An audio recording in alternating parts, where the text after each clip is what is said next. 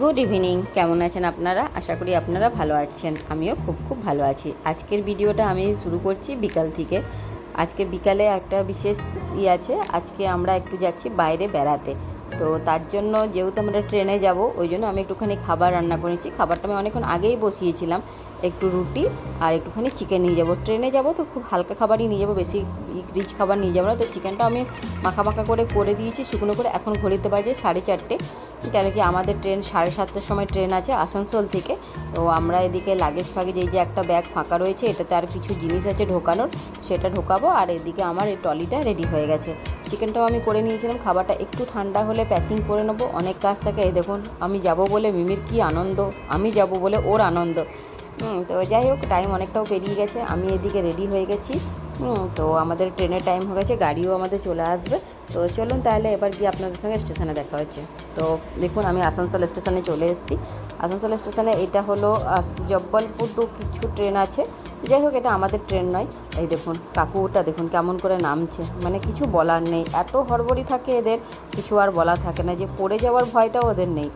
যাই হোক, আমাদের ট্রেনও চলে এসেছিলো। আমি ট্রেনে চেপে গেছিলাম, সেগুলো আর ভিডিও করা হয়নি, খুব তাড়াতাড়ির মধ্যে ছিলাম।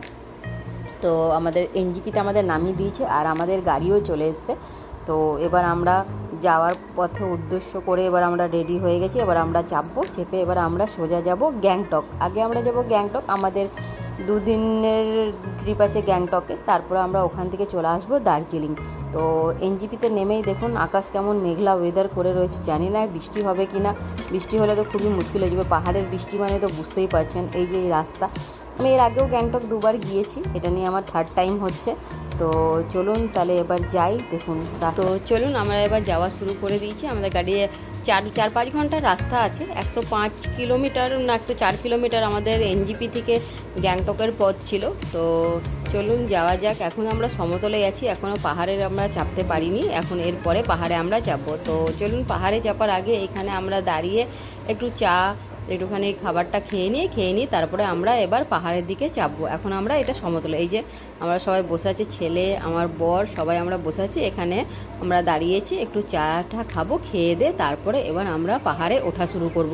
আমি পাহাড়ে এর আগেও 2-3বার উঠেছি। হ্যাঁ, তো এবার 3rd টাইম। আমি বললামই যে এবার আমার পাহাড়ে 3rd টাইম উঠবো।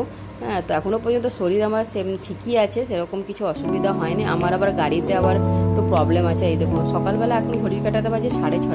তো ওর মধ্যে ছেলে নিয়ে নিয়েছে মোমো। সকালে নিয়ে নিয়েছে মোমো। বললাম মোমো নিস না, কিন্তু ও বললো মোমো খাওয়া। আর আমি নিয়েছি চা। কিন্তু সামনে মোমো থাকলে কি আর টেস্ট না করে কি থাকা যায়? তো ভাবলাম যে একটা মোমো একটুখানি টেস্ট করে দেখি কেমন আছে। তো এই যে আমাদের ড্রাইভার দাদা চলে এসেছেন, উনিও এবার চা খেয়ে উনিও এবার গাড়ির স্টার্ট দিয়ে দিয়েছে। তো এই যে আমরা পাহাড়ের পথ এবার শুরু করে দিয়েছি। পাহাড়ে চাপা আমাদের ওঠা শুরু হয়ে গেছে। তো যাই হোক, পাহাড়ে উঠে গেছিলাম আমরা। আমার শরীরটা কিছুক্ষণ আসার পরে খুবই হয়ে গেছিলো, একটু শরীরটা খারাপ হয়ে গেছিলো, যার জন্য আর বাকি ভিডিওটা সেভাবে করতে পারিনি। শরীরটা একদমই খুবই অসুস্থ হয়ে গেছিলাম আমি। যেটা আমার বললাম, গাড়িতে আমার যে প্রবলেমটা হয়, একটু ভমিটিংয়ের প্রবলেম আছে। তো যার জন্য কিছুটা আর 25 কিলোমিটার রাস্তা ছিল, সেটা আর আমি করতে পারলাম না। যার জন্য আমার শরীরটা খুবই খারাপ হয়ে গেছিলো, প্রচুর মাথায় পেনও শুরু হয়ে গেছিলো।